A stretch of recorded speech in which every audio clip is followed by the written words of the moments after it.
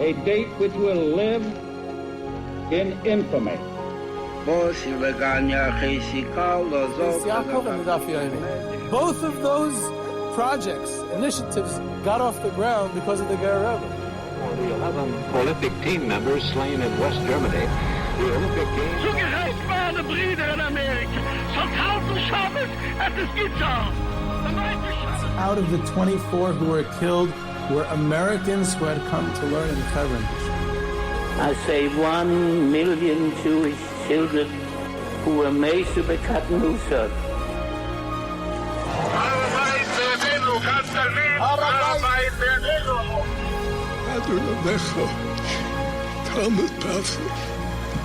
Whoever heard such beautiful words? It is never too little. It is never too late. And it is never enough. Jewish History Soundbites, bringing alive the world of our glorious past. Here is our host, live from Jerusalem, Jewish historian and tour guide, Yehudi Geber with Jewish History Soundbites, and this episode has been generously sponsored by Chop Holdings in honor of the legend Yehudi Geber and all Yidden who died al Kiddush Hashem. That's very sweet, thank you. And today's episode is a little bit different. We're going to be discussing the history of Jewish demographics, in other words, the growth or questions surrounding the growth of the Jewish people over the centuries. And it's a bit different, first of all, because it's very, very macro. It's going to cover a long range. And also because demographics is not exactly history. Over here, I'm just going to try to do a little bit of the history of demographics and a little bit of what the population growth of the Jewish people throughout history can tell us. And therefore, this is going to be a little bit of a different idea in this episode, and I hope it comes out okay and everyone enjoys and it answers some questions we may have about the history of Jewish demographics. So first of all, what is demographics? It's simply the size or measuring the size of any given population and anything that those indicators, those size or number indicators can tell us about an ethnic group or nation in any given historical scenario. And it's a lot of data analysis. It's a lot of mathematical models and input of data and using all that. Now, on the math side of demographics, the mathematical models and everything, so this is really not my forte at all. My math knowledge is quite limited. In fact, when my daughter started coming home, I think it was either third or fourth grade, she started coming home with fractions for homework, so I started referring her to my wife to help her with the homework, as that already was too advanced for me. But it's related to history. So the math part, of course, is not my strong point, but the historical part is a very important story. There are all kinds of sciences out there which overlap with history. Demographics is one, archaeology, genealogy, economics, and many others. So when it overlaps with history, so the history element of it has to be covered. I actually did take one course of Jewish demographics, or the history of Jewish demographics, at Hebrew University with Professor Uzi Rebhun.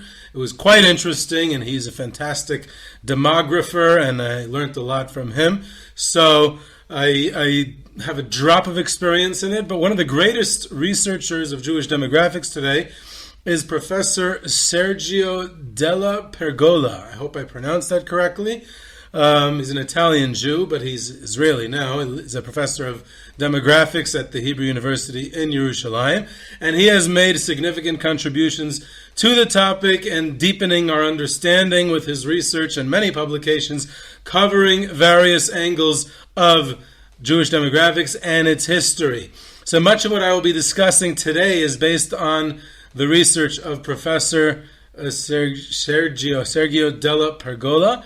And later on in this episode, I'll actually quote several extensive citations from one of his papers on the history of Jewish demographics. And the impetus of me discussing this all together came from a question by a loyal and knowledgeable and dedicated listener why aren't there more Jews in the world?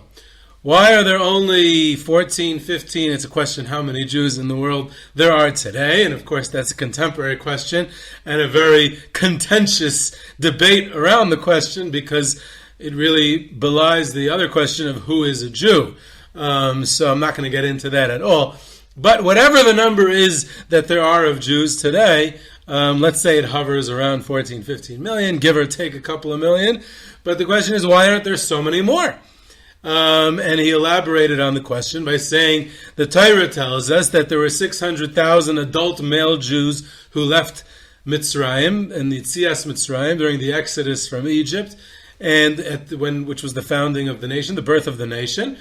And if you based on the mathematical models that we should have of population growth, there should be billions of Jews today. And why isn't there billions of Jews?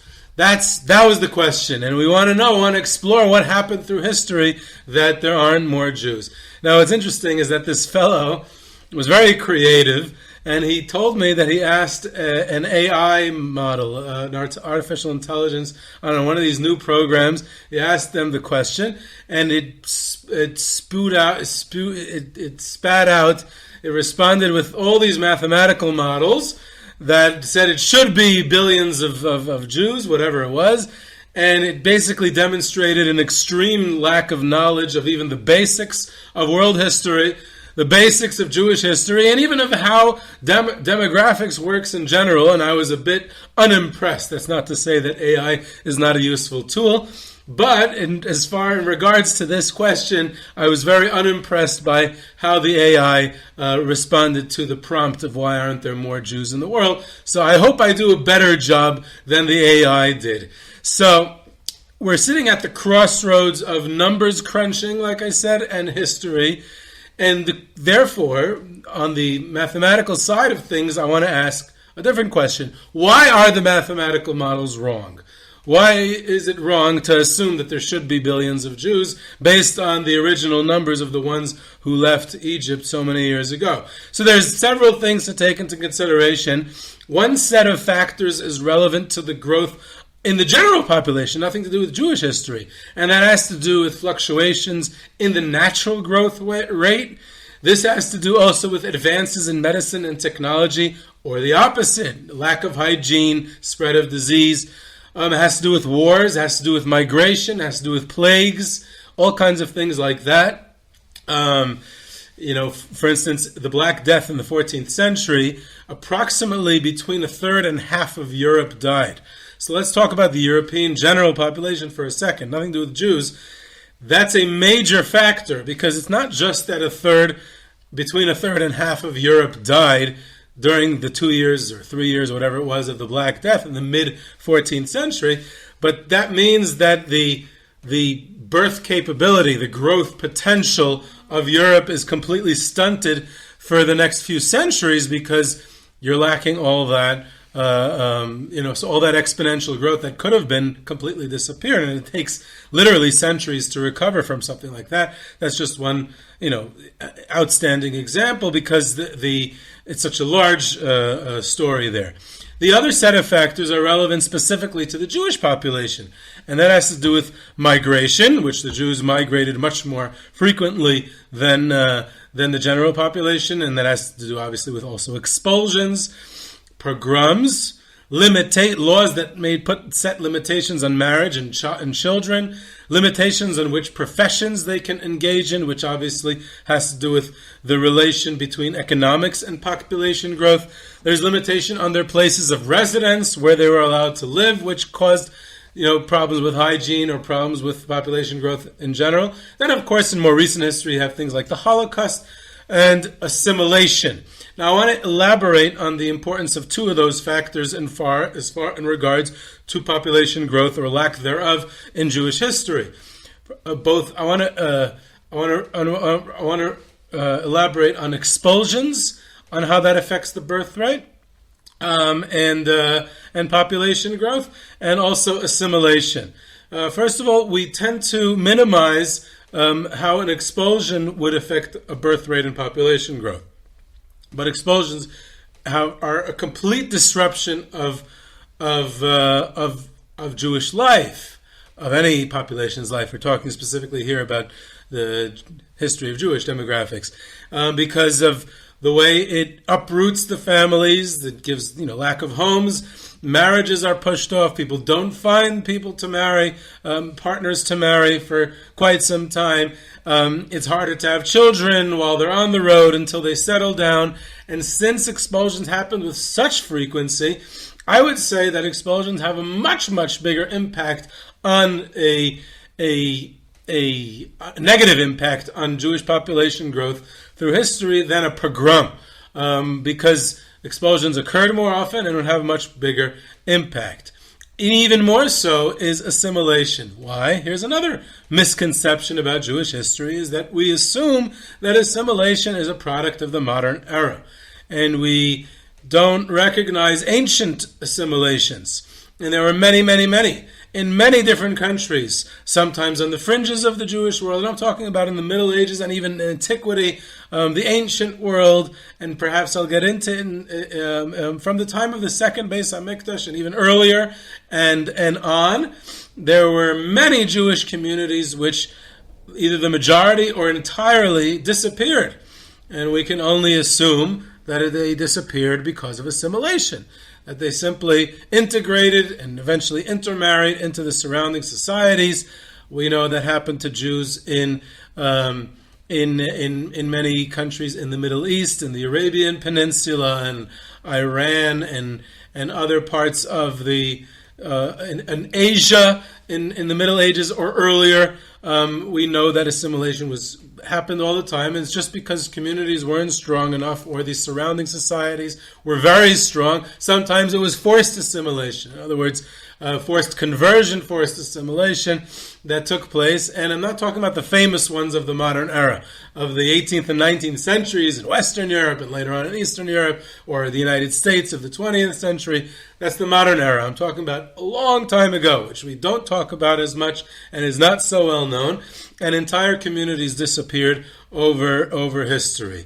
Sometimes it's assumed because we have no more record of them anymore, and sometimes we actually have substantial documentation of it, documenting how the community sometimes either shrunk or even disappeared entirely. Some by migration, some by assimilation and integration into the society. So those two factors, expulsions and assimilation, as well as general migration, which Jews tended to do more than the general society, and we add to that various economic challenges which can have a negative impact on population growth as well, have a much greater detrimental and negative impact on population growth than an occasional pogrom. Obviously, the Holocaust in the 20th century is completely different in size and scope, and that's a different story. That has a dramatic effect on Jewish demographics, but that's already a story of the 20th century. So we're going to get to a couple of more details, but I want to get back to assimilation for a second. First of all, I mentioned that there's all these instances of either a presumed assimilation or documented assimilation throughout Jewish history where communities shrunk or completely disappeared, and sometimes it was by force. I want to acknowledge that as well. Forced conversions and things like that. But the opposite is true as well, especially in regard to Jewish population size estimates in the ancient world.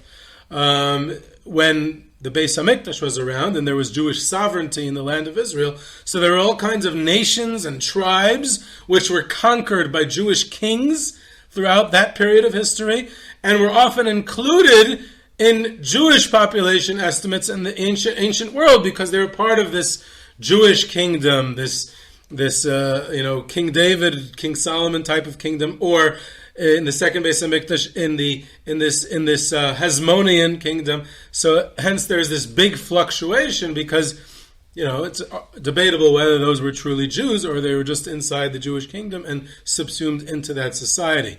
So in the context of this episode, as you can already see, forced to go beyond my normal comfort zone in the historical framework of this podcast, in which I focus on modern Jewish history and predominantly late modern Jewish history, in other words, the last 200 years. But for the purposes of this, we need to do a long view of this demographic story. We'll have to stretch way back to the inception of Jewish history, way into antiquity in the ancient world and the Middle Ages, before finally getting back to the modern era. So why is it my domain? How do I have a right to even speak about time periods of history which I'm not an expert on altogether? Because the main story of Jewish demographics, as well as world demographics, by the way, takes place in the modern era. So it's all just a means of getting to the modern era. It all serves as background of getting to the story of Jewish demographics in the modern era. In the 18th and especially in the 19th century, there's this huge spike in population growth worldwide, especially in Europe, primarily a result of better hygiene and technological advances and advances in medicine, discoveries in medicine, and specifically regarding the Jewish people. The primary scene of this Jewish population explosion takes place in the 19th century in the Tsarist Russian Empire in the Pale of Settlement. And that's the main story I want to focus on. In addition, the way the Holocaust impacted Jewish demographics in a very sudden and dramatic fashion is another Jewish historical demographic story of the modern era. Finally, the Jewish community today, in the post-Holocaust era, the worldwide Jewish community reaching almost negative population growth, especially in the diaspora outside the state of Israel. And then that's related, of course, to the question of Jewish identity, which demographers like to refer to it as the core Jewish population and the expanded Jewish population. So that's another fascinating story of Jews in the modern era. And that's obviously this negative population growth or stagnant population growth of the Jewish people today is obviously a result of assimilation and intermarriage. So these last three features of modern Jewish demographics, let's review that. Population explosion in the 19th century, the impact of the Holocaust, and assimilation and negative population growth today in the 20th century are byproducts of catalysts and major historical events in the modern era, and so they are worthy of analysis here on the Jewish History Soundbites podcast.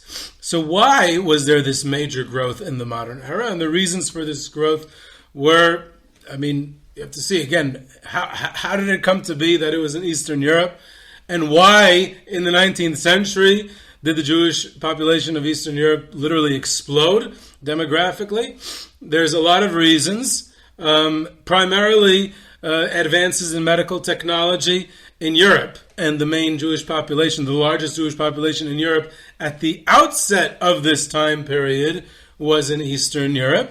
Western Europe had very small Jewish communities. And over the course of the 19th century, those communities very often, at least portions of them, assimilated. So the main Jewish population of the world, of Europe especially, in the 19th century is Eastern Europe. So these advances in medical technology, in fertility, in child mortality, in mother mortality during childbirth, in control of epidemics due to better understanding of hygiene. Germ theory is discovered around that time. Better eating habits, better understanding of how disease spreads and how to prevent it spreading, especially in child mortality, and I would say mother mortality in childbirth, which were two main real challenges of the pre-modern world that affect growth in population. And those significantly decrease. Child mortality and mother mortality in childbirth significantly decrease in the 19th century. And because of that, it enables this explosion in the general population of Europe, and especially the largest Jewish population in Europe in the beginning of this modern era, which is in Eastern Europe. So the Jewish world of 1939, on the eve of the Holocaust, is world population, not European population, world population they reach 16 and a half or so, not exactly, we don't know exactly, but approximately 16 and a half million Jews worldwide, which is the highest it's ever been recorded since that we ever know of, unless we go back to some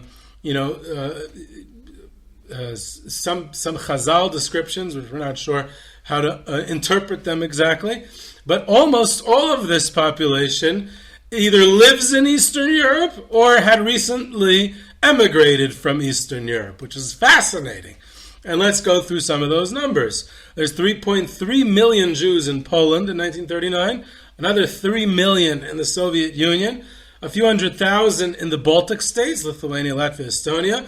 Hungary and Romania, which is both Eastern Europe as well, account for another well over 1 million, and I'm saying them together because the borders changed a few times, so I want to be accurate, but well over 1 million between those two countries. And then, that's literally living in Eastern Europe, so that's, almost 8 million right there. And then you have the largest Jewish community in the world in 1939 was the United States of America, and until recently still was. I believe the state of Israel has more today, but again, about contemporary stuff, I may be off on the numbers.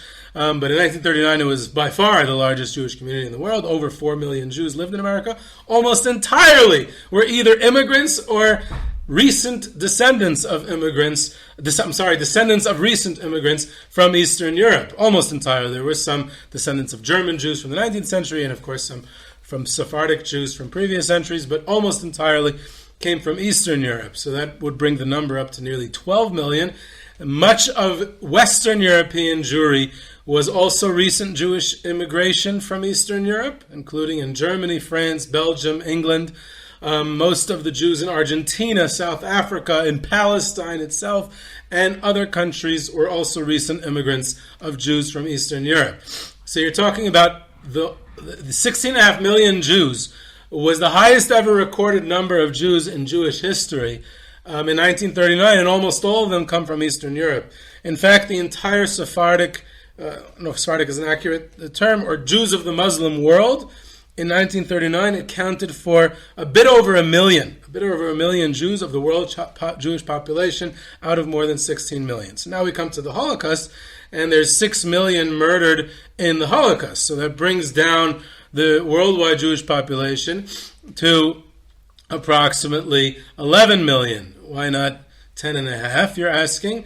First of all, these are approximate. Second of all the other Jews around the world, including the millions who lived in the United States, continued to have children during the war, so it balanced it out a little bit. So that's a tremendous drop. Now, those today, like I said, it's about 14 million or so, something or another. And that means we still have not rebounded or recovered back to that 16.5 million of 1939. That's also due to the fact that there's basically negative population growth of the Jewish world outside of Israel due to intermarriage. But demographers predict that in the next 30 years or so, we should be returning to the 1939 numbers. But there's another thing, that it's not really returning to 1939 numbers, because we have to negate all the potential projected growth that now is lacking due to the absence of those 6 million. In other words, had the 6 million not been killed, we can project that there could have been easily more than 25 million Jews today, if not for the Holocaust.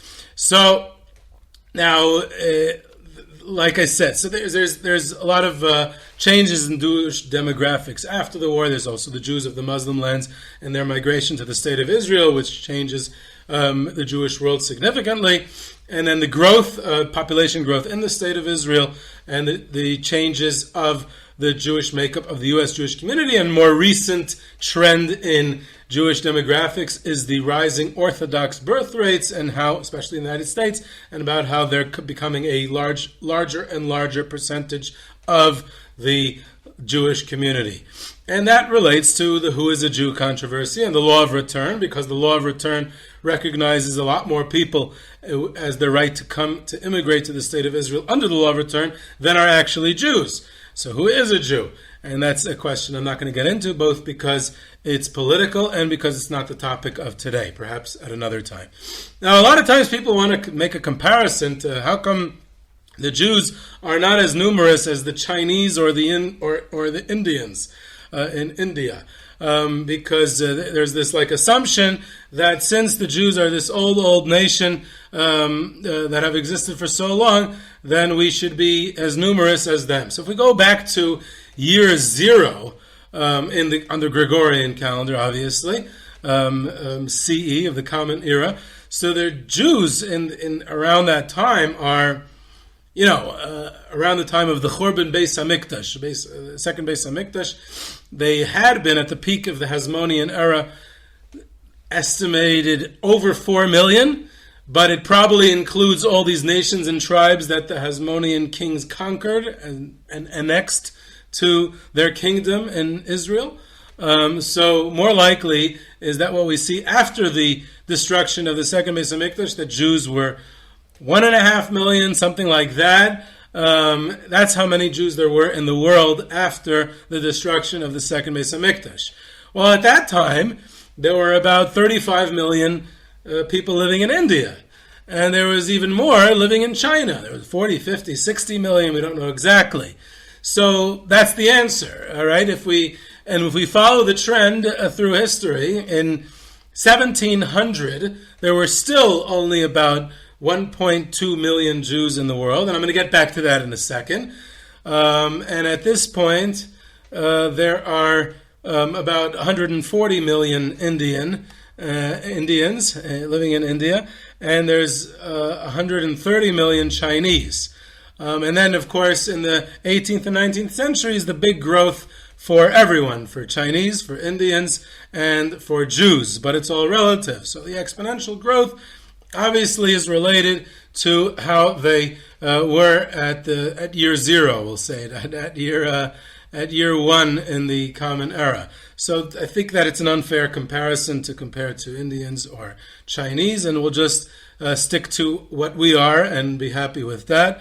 And I want to go to describe some of the numbers through the use of the data and the numbers that I obtained from Professor Sergio Della Pergola and his paper about the history of Jewish demographics. He opens up, and I'm going to quote from here. This is the challenge of understanding these papers, this use of highfalutin academic language. He writes like this: the purpose of this paper is to describe some salient stages and processes in Jewish population history while trying to keep away from the obvious risk of circular argumentation. More specifically, I search for certain macro-historical and macro-social patterns which may have been underlying the demographic evolution of the Jews and the transmitted experience of Jewish peoplehood in the long run. Discussion of these fundamental issues may enhance the understanding of various associate and dependent processes, and he goes on. And he explains that once a subpopulation has been established, its changing size and internal structure will be determined at any moment by a complex of biological, social, and cultural factors. A, the balance between births and deaths. B, the balance between immigration and emigration. C, the balance between accessions of new members to the group and secessions of old ones from it. The dynamics of these socio-demographic and socio-cultural events ceaselessly affect the given group's composition according to a variety of relevant characteristics, namely age, gender, marital status, socioeconomic status, and cultural characteristics. Each of the latter personal traits in turn affects the likelihood of a given socio-demographic or socio-cultural event to occur. So if we come back using that information that he provided us, and we go back to the biblical account, and we know that the Torah tells us 70 people came down to Egypt. 210 years later, that same Torah tells us that there were 600,000 adult Jewish males, and a conservative estimate of the population total would be about 3 million plus. Okay, so that's a very, very significant growth, from 70 to 3 million, 210 years. Okay, but then, very surprisingly, the same exact Torah provides us with almost zero growth over the next 40 years in the desert.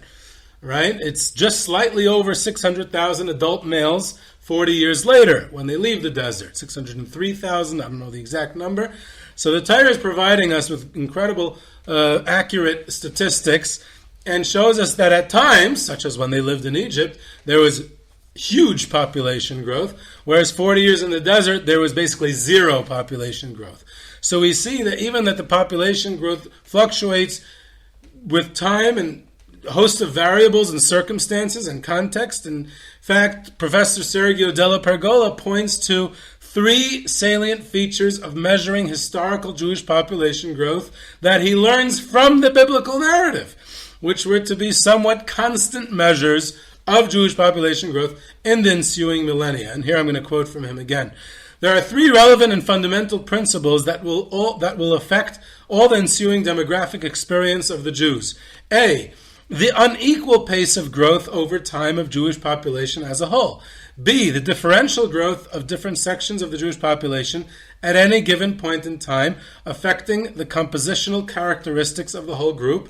What he means by B is that Shvatim grow at different paces. In other words, different Jewish communities grow at different paces as other Jewish communities.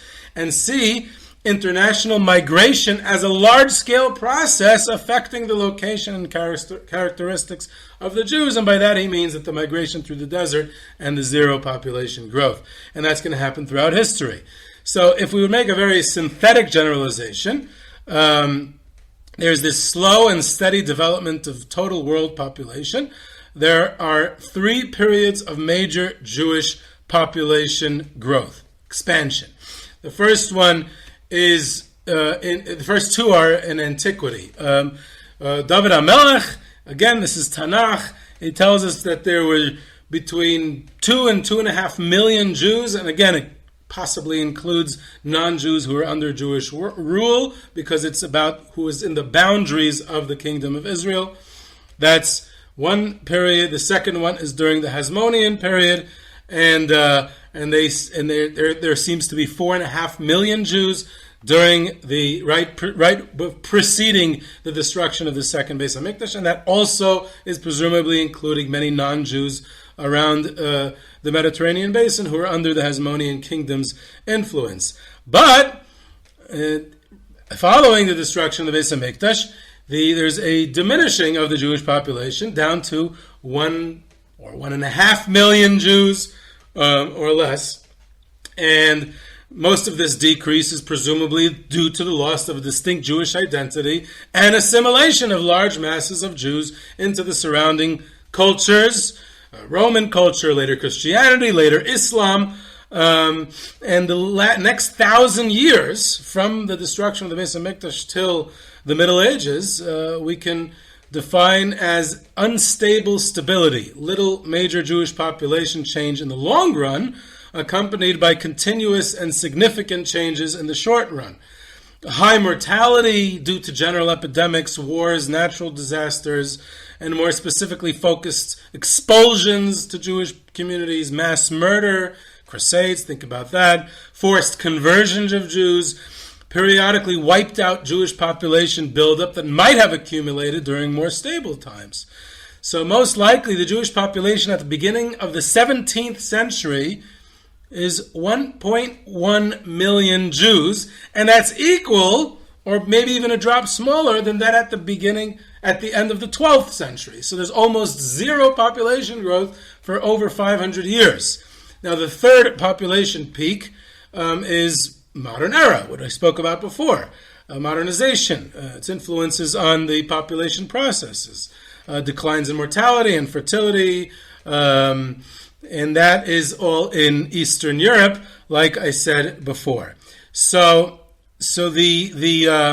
and those are the 3 times that it peaks, and that of course brings us to 1939, where it's 16.5 million Jews, the largest it's ever been recorded, until the Holocaust completely transforms Jewish demographics, a very dramatic and sudden change. So for the purposes of bridging antiquity to the modern era regarding Jewish population demographics worldwide, I would like to take a step back, and I would take the best estimation we have from the Middle Ages, and we use that as a benchmark and a comparison to bring to connect antiquity to the Jewish world of the modern era. And that, of course, what statistics do we have from the Middle Ages about world Jewish population? That, of course, is the very famous travels of the legendary Jewish traveler and chronicler Binyamin of Tudela in the 12th century, 1170s. He provides estimates of the Jewish population of every place he visited, and even of those that he did not visit. And his figures are far from accurate, but it does provide the best snapshot we have of the Jewish population figures of that time period, where there is no real census data until the modern era. So here's Sergio Della Pergola again on Binyamin of Tudela's figures. He says like this, Benjamin di Tudela's travel itinerary from around the year 1170 probably provides the most comprehensive description of the geographical distribution and main characteristics of Jewish population in the world of the Middle Ages. Generally considered authentic and reliable, withstanding the scrutiny of modern historiography, at least for those locales he unquestionably visited, Di Tudela provides plenty of statistical data. Some of these can be accepted at face value, some others surely need some adjustment. Now, if you take a look at the figures presented by Di Tudela, so the Jewish world in the year 1170 is hovering around 1 million, likely a drop more, 1.2 million. That's the whole Jewish population in 1170, and it would remain so until the 1700s. And not only that, but there's only about 150,000 Jews living in Europe, and the rest are, almost all of the rest, about 900,000 Jews living in Asia, either in the Middle East or the Arabian Peninsula or Iran, Central Asia, India, he guesses a large Jewish population, or in Africa. There's 40,000 Jews in Egypt, Libya, Tunisia, and then another 30,000 in Morocco at the time. So, but the huge Jewish populations, including very unrealistic numbers. He's guessing that there's nearly 500,000 Jews on the Arabian Peninsula, which we don't have recorded anywhere. It actually makes no sense. But if we assume he's wrong, that means we have to adjust the numbers downwards and assume there was much fewer Jews in the world altogether. It means a lot less than 1 million.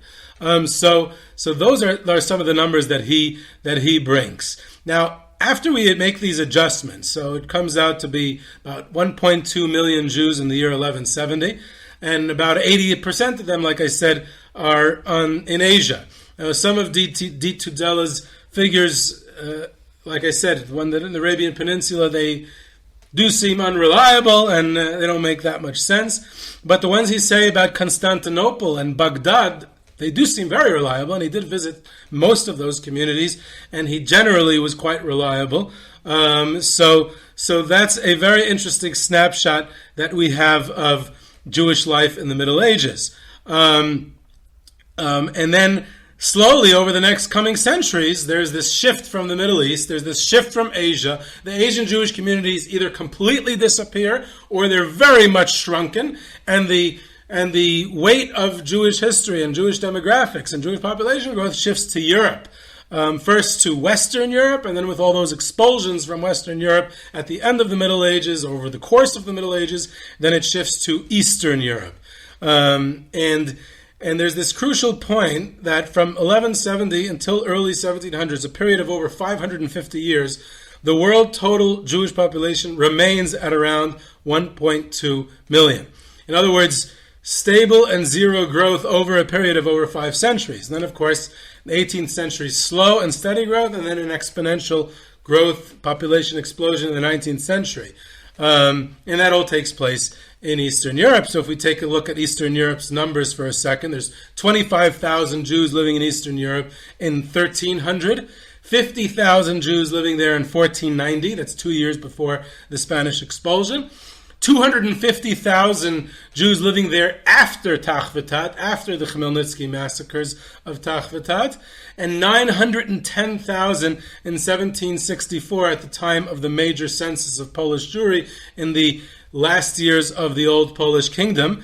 By 1825, there's 2.25 million Jews living in Eastern Europe, and then there's 5.5 million in 1880 and over 8.5 million in 1900, and that's after 20 years even of emigration from Eastern Europe. Eastern Europe is not just Poland, obviously, it's all the countries of Eastern Europe, like I said before. So there's lots to say, lots more to say about how Jewish population grew in the modern era, and how does it compare to the general population growth in Europe during that same time. Do Jews grow at a faster pace or not? And there's a lot more to say about that. But I hope this brought some clarity of the story of Jewish demographics throughout history, and especially the major Jewish population growth in the modern era. So this is Yehudi Geber with Jewish History Soundbites. You can reach me at yehuda@yehudigeber.com for questions, comments, sources, tours, trips, sponsorships, and lectures. You can subscribe to Jewish History Soundbites on your favorite podcast app, and I hope you enjoyed.